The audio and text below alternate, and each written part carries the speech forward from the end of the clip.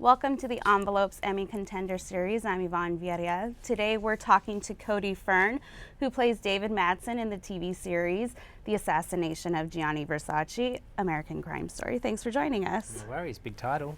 It's a mouthful. I had to take a breath. Everyone does. Do you have a shorthand for it? Do you just call it Versace? Just Versace. Okay. Yeah. We'll use that here. Okay, great. Because I'm not saying the whole thing over again. I'm not saying it all over again either. So thanks for being here. Thanks for having me. This is great.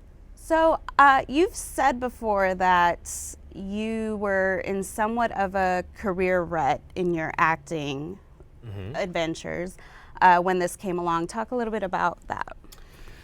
I'd moved to Los Angeles and I was kind of frustrated with the roles that were available, especially when you haven't broken through in America. It's very limited, and I really did not want to play the boy next door or kind of like open on abs, pan to a battlefield. You know, it's just not me. It's just not what I can do, and I would... That's how we opened here, just focused on your abs. Yeah. Abs open to battlefield. Yes, here we go. Yeah. So it was always, as it goes, it was, down to me and somebody else, and it would keep going like this, and it was always me and Joe Cole and Ty Sheridan and Miles Teller, and you're always going to miss out in that situation certainly with studio films. And so I decided to start writing and directing, and my feature film was just about to go. And I kind of said, I'm going to pull back, and this is what I'm going to focus on. I'm going to put all my attention here because it's more creatively fulfilling.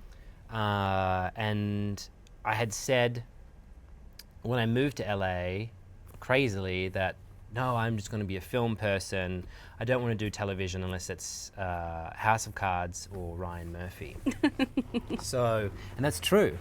And when the audition came through for Versace, I was in London working on the script for my feature, and I said, I have to fly back. I have to be there. I've got to go for this, and it's going to be my last hurrah. This is going to be emptying the tank. I've gone for a Ryan Murphy series, and I can be happy. And I did that, and then a week later, I was back in for the callback, and the rest is history. But I was like, I'm going to take a break from acting for 18 months. Was he in the room when you were auditioning? No, I auditioned with the casting directors, who are phenomenal casting directors, Nicole Daniels and Courtney Bright. And then I had my callback with Brad Simpson and Tom Rob Smith. And then Ryan had started filming at that point in time. They were in Miami filming the first episode. Wow. So then I got the call. And what was your feature about? Well, I have two, but that's a long story. I'll keep them under wraps until they're You're announced. ready? Yeah. Okay. Well, so you grew up in Australia. How much did you know about the Versace murder and the murders of, that Cunanan had done? Nothing. Nothing. Zero, yeah. And that's what I think is so great about the series, because it brings to light something that a whole generation of people wouldn't know about without it. I knew that Versace existed as a brand, and I knew that Donatella was the head of it, but I didn't even know about Gianni Versace. So it was a great learning experience for myself as well. I think many people in the cast were learning about what happened as it went along and being shocked that this is not something that was public information, that it wasn't received in the same way that most spree killers are. Right. And how did we not investigate this? So I really knew nothing. It was a whole learning process for me. So how long did you have before filming began? Because your first episode was episode 4, I believe, right? House by the Lake. Yeah. How much time did you have did you read the book? What other preparation went into it? I'm a fast reader. So I read the book before the audition. I was 3/4 of the way through the book before I went to the audition, because I really wanted it. I really wanted to work with Ryan, and I knew no other details about the show at that point in time. What scene did you audition with? The scene was in the car when David is explaining and describing the shame he's been carrying around all his life, and is he really afraid of Andrew, or is he afraid of who he is and what he's hidden and how it's come to light, and he's reflecting back on his father and you know who's going to buy from his father's shop. So that was the scene. Wow. It was a very intense scene. Yeah. But I had a week and a half of preparation Okay. before we started shooting. Okay. So it was kind of get the script and go. Was there anything outside of the book? Because, I mean, watching the show, it was hard because I was just like Googling after every episode because I wanted to know everything. But for you, like, was there other sort of elements that went into your preparation, other sources? Yeah, I mean, it's always an amalgamation of many different things, for me anyway, as an actor. And I think Maureen's book is so well researched that there's so many different viewpoints in starting to construct the life of David Madsen. And I certainly wanted to go for the essence of David Madsen because we didn't have access to videos of who this man was. So I started to look at, particularly for episode 4, I looked at the testimonies of Linda Kasabian in the Manson family murders, because she describes in great detail what it's like to go through seeing somebody being murdered in front of you and feeling that you can't run and that you're complicit and you're a part of something, and the twisted psychology of that. And that's really where I wanted to start. The question for me that helped define who David was the question, why didn't David run? Why didn't he go? Why didn't he fight back? Why didn't he overpower Andrew? And I think the episode House by the Lake really deals with that question and struggles with that question, which brings a lot of the tension to it. And so I wanted to bring that tension to myself of, why am I not running in this situation? Why am I not breaking free? So looking at Linda's testimony really helped. And then also chatting with the director Dan Minahan and Tom Rob Smith, the writer, about the very specific type of shame that David was feeling, and what gay shame means and how it expresses itself, and how to, rather than play that, embody that in the choices that a person makes, because shame is not a thing that a person feels naturally. It's something that comes from society, right? Like it comes from the outside in, and then it's internalized, and then it causes particular modes of behavior. Right. So I wanted to investigate those modes of behavior with David in a very specific way throughout the course of his arc in the series. Well, and the episode opens, I mean, we see a violent murder happen, but the camera is on you witnessing it happen. What was going through your mind in those moments, like knowing that this all sort of hinges on your reaction to what is happening? And mind you, you're working with a dog. That dog, yeah. I mean, it was actually a really incredible day because, Darren and I had become friends, and Darren Finn and I had become friends, and I was working with Dan, who's such an amazing director, and Tom Rob Smith's writing it's all there, So if you're ever concerned or lost, then you just fall back into the script, and you don't have far to fall back before Tom Rob Smith, is propping you up, and then you have visionary Ryan Murphy overseeing the whole thing. So I felt very safe to explore intense vulnerability in that moment. Actually, what had happened with that scene was my reaction to that scene was supposed to be on a different day. Oh. And on the day we did the Death of Jeff trail, and we filmed all the footage that way, and Dan said, "Cody, we're going to turn around and we're going to get you." And I was like, I can't, what do you mean? Like, I haven't had the time to emotionally prepare for this. And I started to get very anxious. And Dan said, this is exactly what this man is going through. How do you respond to a situation like this? It's not even real. you know, when you first see it. You have to think and process, like, what is even going on? And so we said, we're going to turn the camera around and we're going to go for it. And if we don't get it, we'll just come back tomorrow and we'll get it. And we got it in one take. Wow. And the dog was freaking out so much. It was so real to everybody in the room.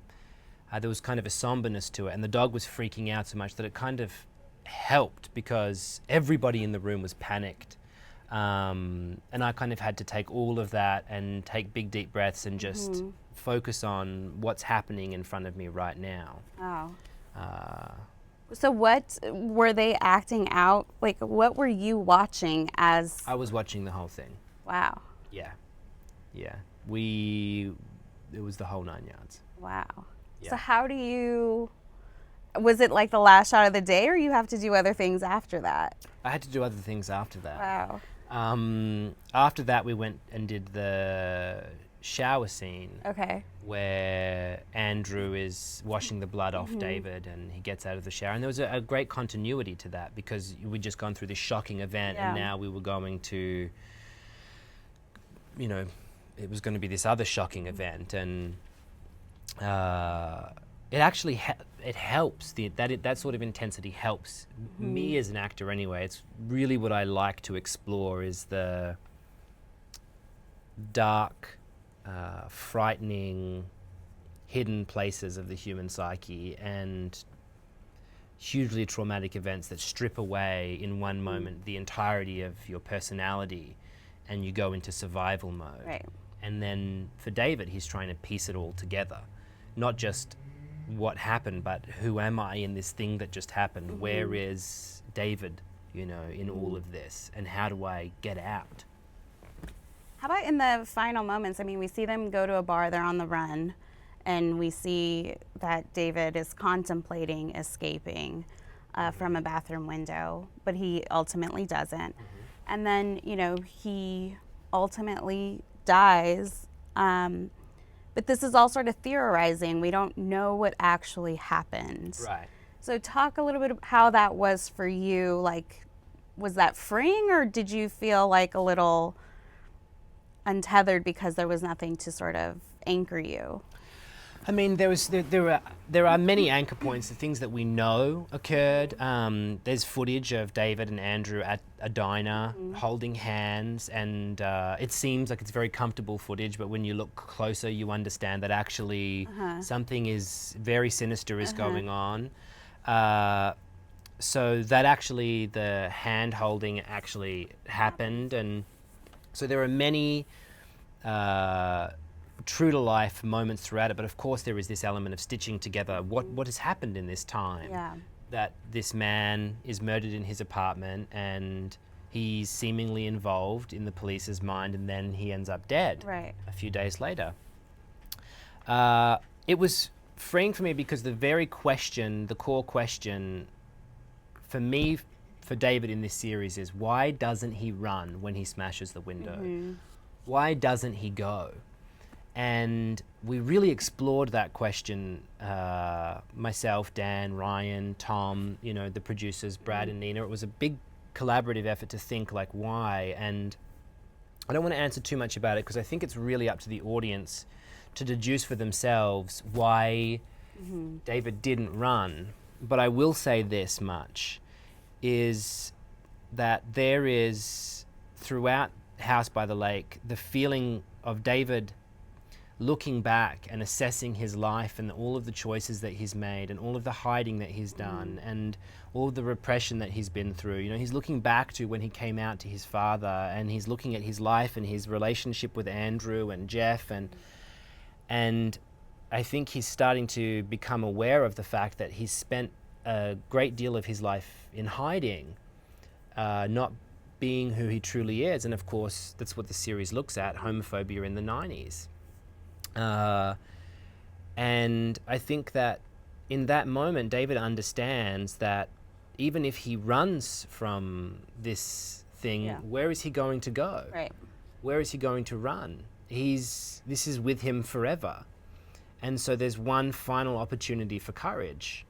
And he has to face this thing down. He has to face Andrew down. And a big part of the beauty of David is his endless compassion. He truly believes that Andrew can be redeemed.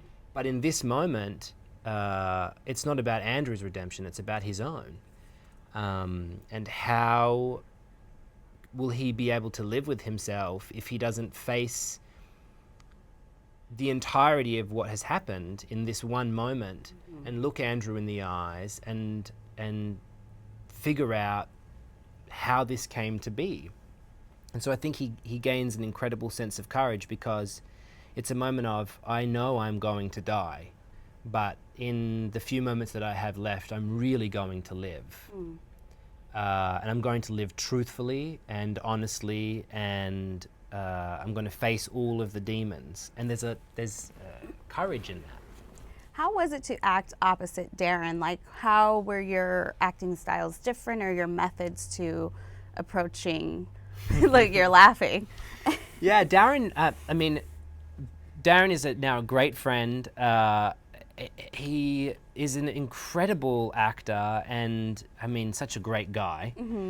But we have very different acting styles, and whereas I'm far more earphones on, certain pieces of music and really ripping myself up emotionally before the scene because it's what it calls for.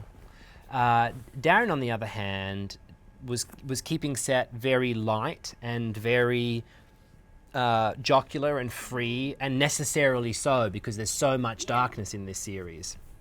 So it was phenomenal to watch, because Darren would go from being Darren Criss to switch in the scene, and you're, oh my, I'm terrified of it. I'm terrified in this moment. And that was a part of the energy that was needed, is that as an actor, all of the preparation that I could have done needs to go out the window, because when you're in a scene with Darren, the way that you think a line may or may not be delivered is not going to be delivered like that by Darren. He is so flexible, and each take provides something different, that you really have to be like with him and following him, and where is he going. And that fed into David, because he could never take his eyes off Andrew. It's, what is his mood? How is he feeling? Am I pushing too far? Am I pulling, too far back? Am I... So it was an incredible collaboration, and working backwards to... How was that? Like, discovering your character backwards, navigating that? Oh, it was great. It was really great, because I'll say the first thing about that is, whatever concept you have of your personality goes out the window when you see somebody murdered in front of you. And then you are very likely about to be brutally murdered yourself. So anything that is established about David, it's over and done with, and you need to deal with the situation right now. So working backwards was a really wonderful gift to the memory of this man, because what he was left with is this really tragic, horrific moment.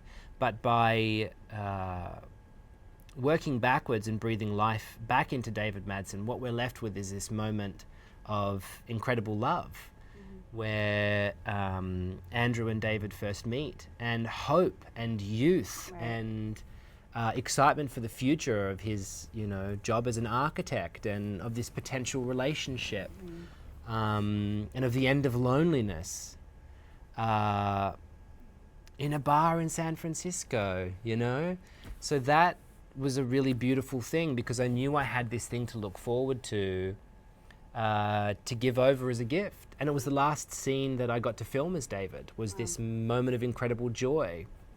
And that felt really good to leave the audience with, and to leave David with, and the memory of David, so that he's not remembered as this, body by a lake. Right. There was a lot of discussion about whether the cast should reach out to the families of the victims. What was your stance on whether you wanted to approach David's family? I think it took a lot of restraint, but also really investigating what it would mean, and how a family is impacted by the death and by having to relive it. So out of respect, we all decided that it was best to stick with the source material that we had and the writing that Tom had done and years of investigating, and go for the essence of the people that we were portraying without ripping up something for his family again. You know, he was a son and he was a brother and he was an uncle and he was a friend. And that's very painful for people to ring and say, "Hi, I'll be playing your son. Can you tell me some things about him?" So we left it alone out of respect. Did you hear from any of them? I've not heard from them, no, and I don't expect to. I think it must be an incredibly difficult thing to watch. But I would just hope that if they did see it, they would see that we've captured this incredible human being who had so much love and so much compassion and so much joy, and that he's the victims are the real heroes of this series. That's the thesis of this series. It's about these lives that we didn't know about, you know. So that's what I would hope they'd be left with. So you followed up this intense journey of Versace and got a role on House of Cards, Right. your other bucket list. Like, Yeah. So how did that happen? What can you tell us about the character you're playing? It's the final season of the series. The final season of the series. I can't tell you anything. Well, can you tell me that you're definitely not playing? Who is this character not? A woman.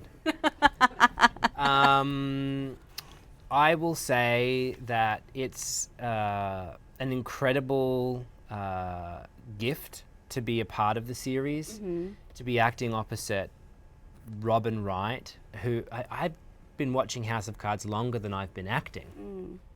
And it's a dream role. And Is she taking the leadership position well? Absolutely. And everyone's throwing their weight behind Robin. I mean, you know, it's Claire Underwood.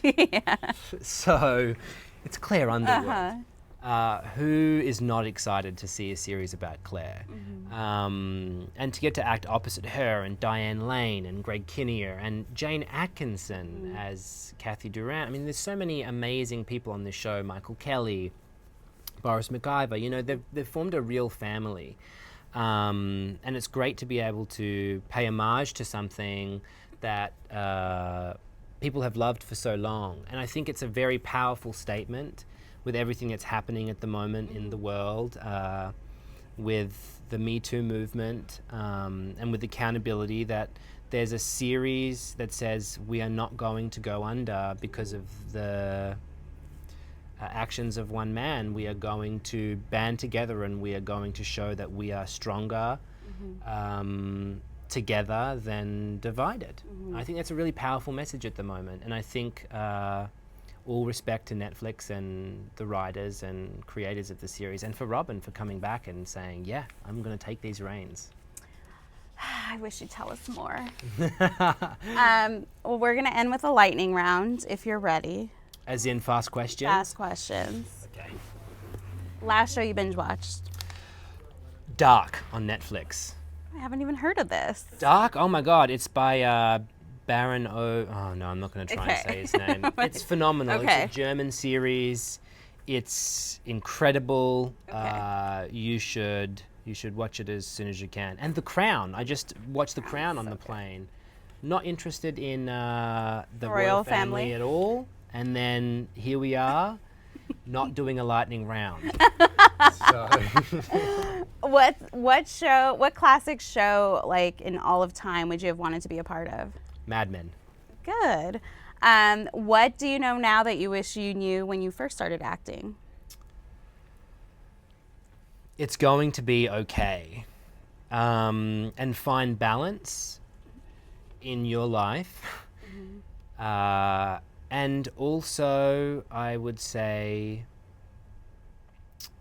enjoy every moment of it, including the trauma and the rejection and the eating ramen noodles, you know, really enjoy that. I look back on that and I'm so like fond of it in a way, you know. Not that I'm, you know, a Kardashian all of a sudden or something like that. Like that reference. Yeah. Have you ever been fired from a job? Yeah, I've been fired. I have been fired and I have walked out.